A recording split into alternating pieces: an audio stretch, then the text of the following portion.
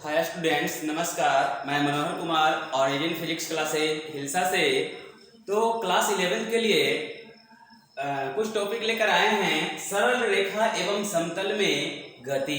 तो इससे रिलेटेड जो भी टॉपिक हैं सारे के वीडियो आपको मिल जाएंगे।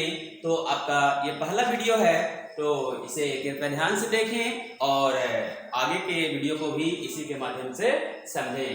तो चलिए देखते हैं। सबसे पहले गति, मोशन। सब लोग जानते हैं गति क्या होती है, मोशन क्या होती है। यानी देखते सब लोग हैं लेकिन उसके बारे में समझते नहीं हैं, उसके बारे में गौर नहीं करते हैं कि आखिर गति क्या होती है। जैसे आप लोग चलते हैं, यानी रास्ते पर जब चलते हैं तो वह भी एक गति का ही पार्ट है। जैसे कि आप लोग रास्ते मुड़ते हैं वह भी एक गति का पार्ट है। जैसे कि आप चलते चलते कभी कभी छलांग लगा देते हैं तो वह भी गति का ही एक पार्ट है। जैसे कभी कभी आप देखते हैं ना कि चलते हैं और फिर मुड़ जाते हैं, फिर हवा में छलांग लगा देते हैं, यह भी एक क्या है, गति का ही पार्ट है।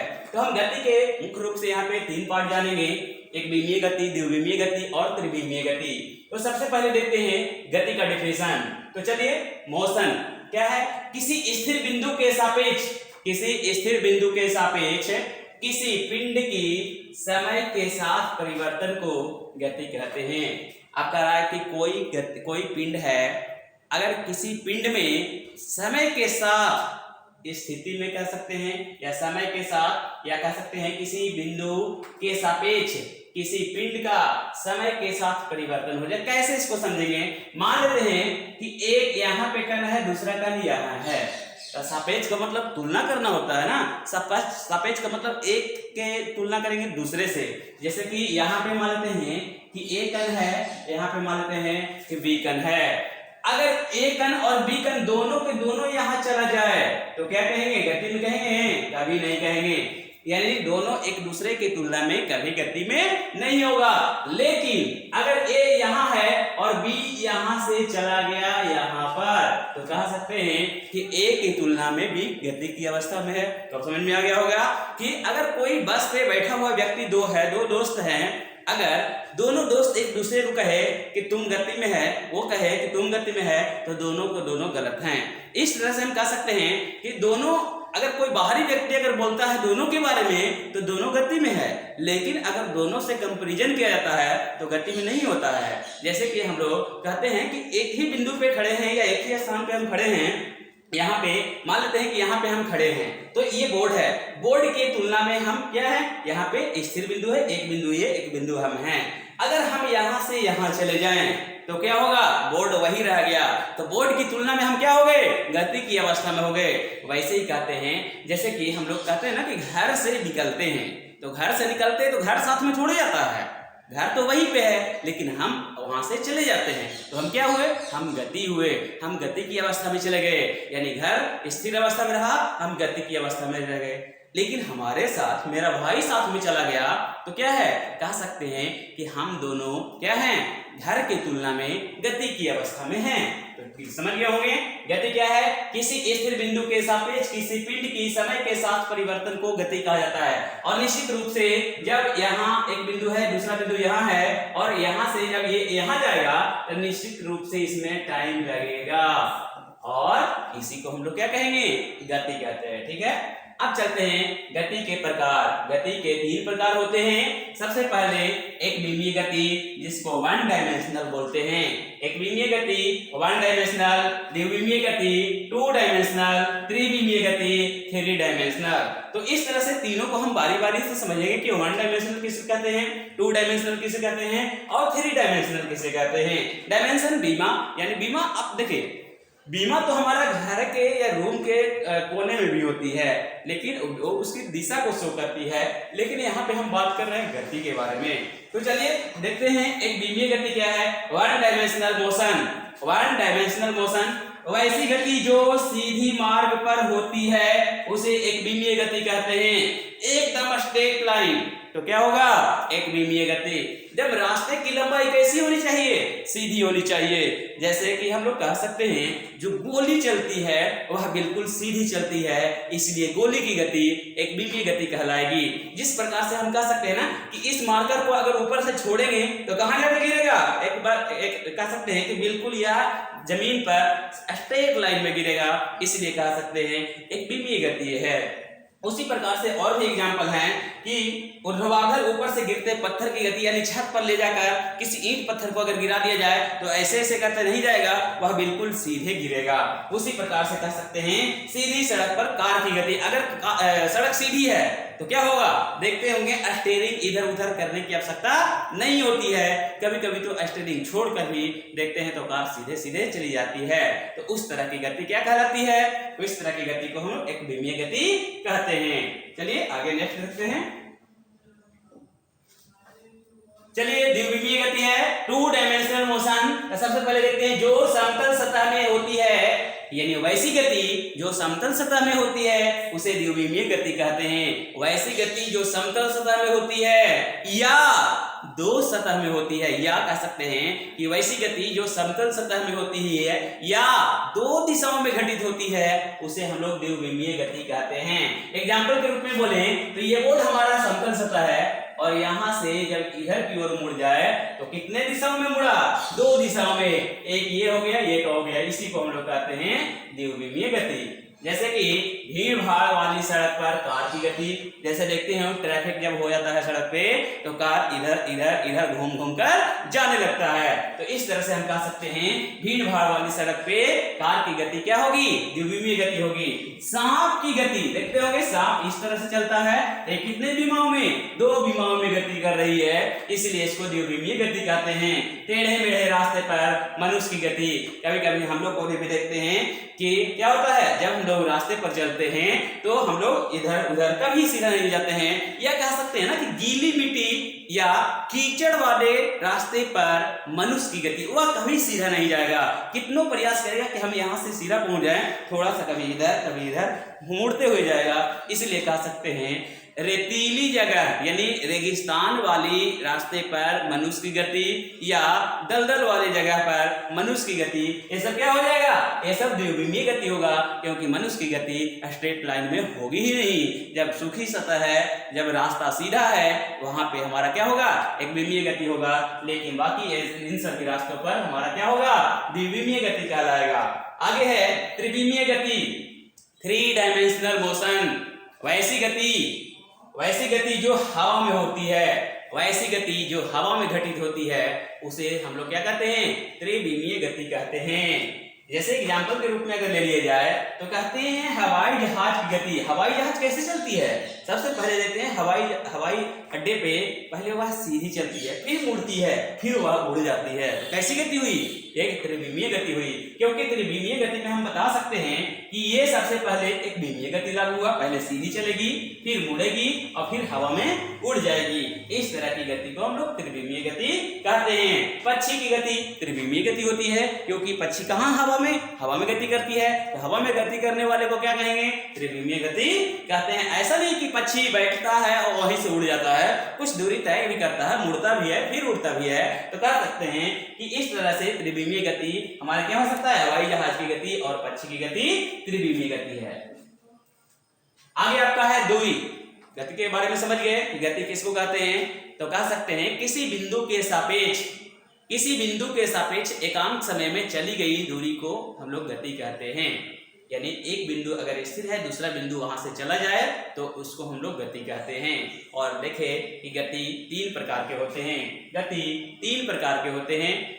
कह सकते हैं एक विमीय गति जो सीधी रेखा में चलती है उसे एक विमीय गति कहते हैं। द्विविमीय गति जो 2 दिशाओं में गति करती है उसे द्विविमीय गति कहते हैं। और त्रिविमीय गति जो हवा में गति करती है उसे त्रिविमीय गति कहते हैं। एक चीज और छूट गया है जिसको हम लोग यहाँ पे लिख देते हैं, निर्देश तंत्र। निर्देश तंत्र किसे कहते हैं, निर्देश तंत्र किसे कहते हैं। तो देखिए हम लोग कोई भी वस्तु को जाते देखते हैं तो ऐसा नहीं कि उसका स्टार्टिंग पॉइंट से देखते हैं, हम बीच बीच में भी देखते हैं, जैसे कि हम यहाँ पे खड़े हैं, अब बगल से ट्रेन गुजर गई है, तो ऐसा नहीं ना कहेंगे कि ट्रेन यहीं से शुरू हुई है, लेकिन हमारे लिए क्या हुआ, हमारे लिए वहीं से शुरू हुई है। हम ये नहीं कह सकते हैं कि हमारे लिए उस स्टेशन से शुरू हुई है। हमारे लिए ट्रेन की गति जब हम देखते हैं तो क्या कहते हैं कि हमारा गति यानी ट्रेन की गति वहीं से शुरू हुई है। यानी कह सकते हैं जिस समय हम किसी कण की गति को देखते हैं उसे निर्देश तंत्र कहते हैं। आगे समझ में, जिस समय हम किसी कण की गति को देखते हैं उसी को हम लोग निर्देश तंत्र कहते हैं। अब मान लेते हैं कोई बच्चा दौड़ता हुआ जा रहा है, एकाएक हमारा ध्यान चला जाए तो उस समय की गति को निर्देश तंत्र कहते हैं।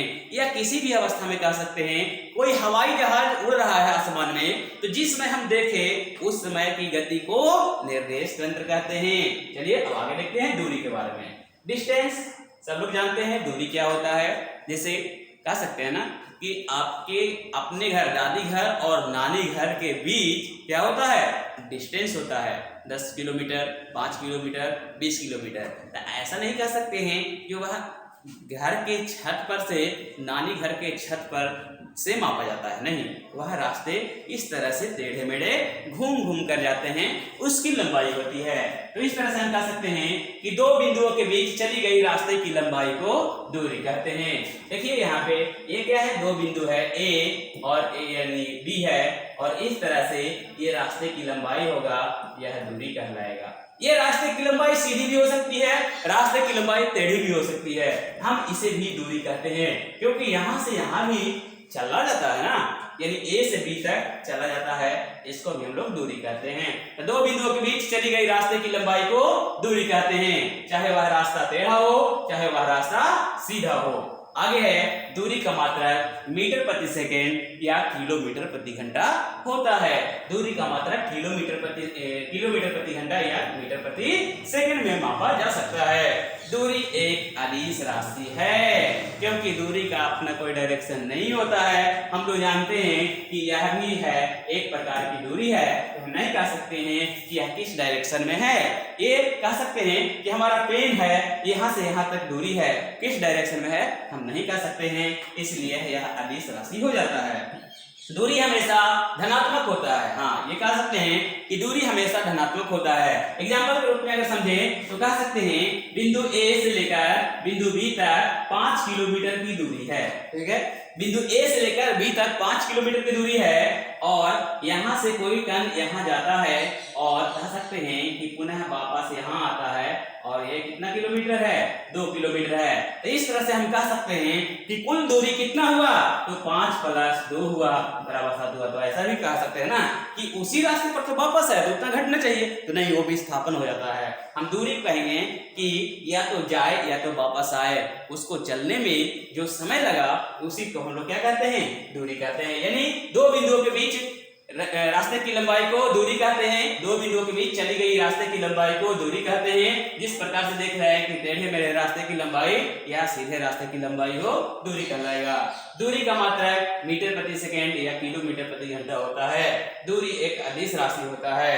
दूरी हमेशा धनात्मक होता है, दूरी हमेशा धनात्मक, यानी इसको हम लोग कह सकते हैं VE होता है, यानी प्लस पॉजिटिव होता है।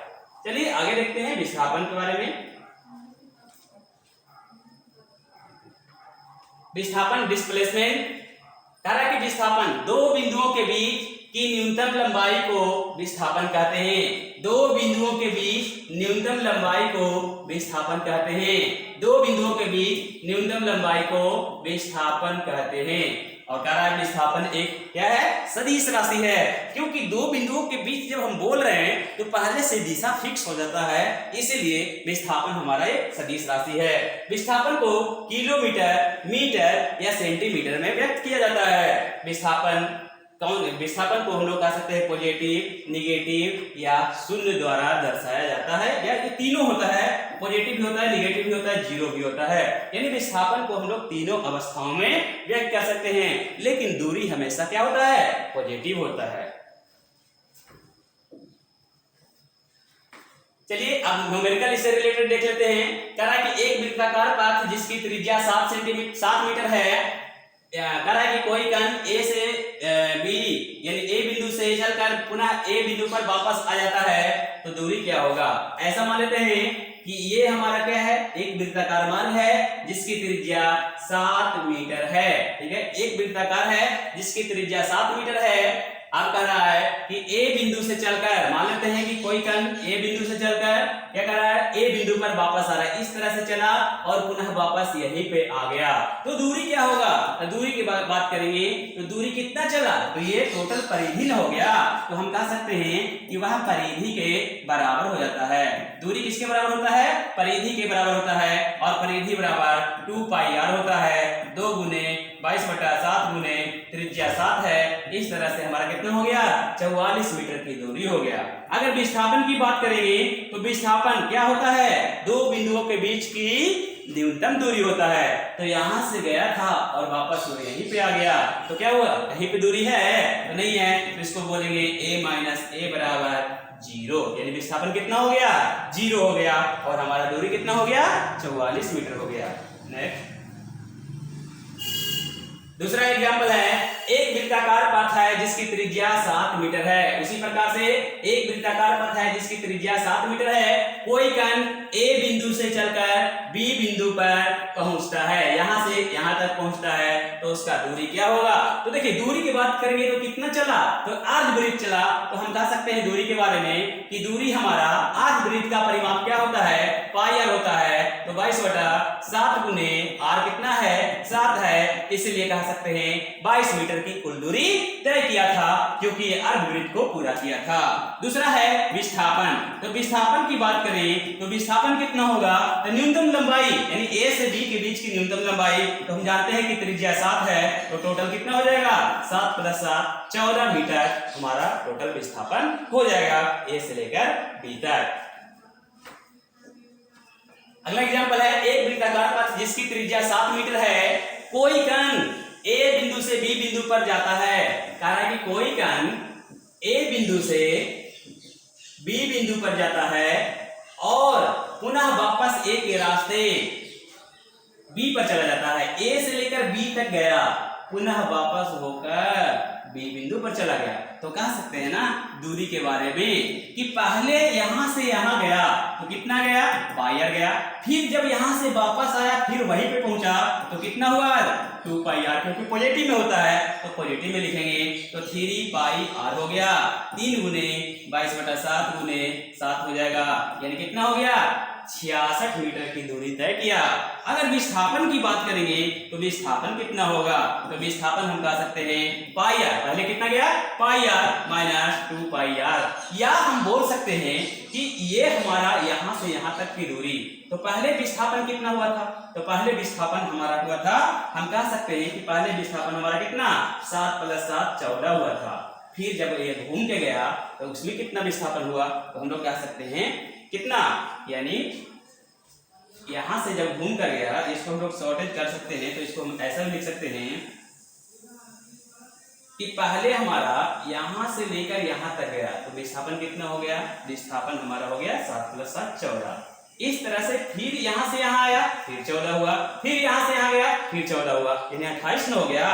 तो हम कह सकते हैं यहाँ पे कि पहले यहां से जब यहां गया तो विस्थापन 14 हुआ, फिर कह सकते हैं कि यहां से जब यहां वापस आया तो पुनः कितना हो गया, 14, फिर यहां से यहां गया पुनः 14 हो गया, इस तरह से कह सकते हैं 14 - 28 बराबर माइनस कितना हो गया, 14 मीटर, यानी यहाँ पे कह सकते हैं कि विस्थापन हमारा निगेटिव में भी हो सकता है, क्योंकि विस्थापन अपनी ही दिशा में पुनः वापस लौट जाता है, इसलिए विस्थापन हमारा निगेटिव ही होता है। थैंक यू, धन्यवाद। कृपया वीडियो को ध्यान से देखें, लाइक एवं सब्सक्राइब जरूर करें। Thank you.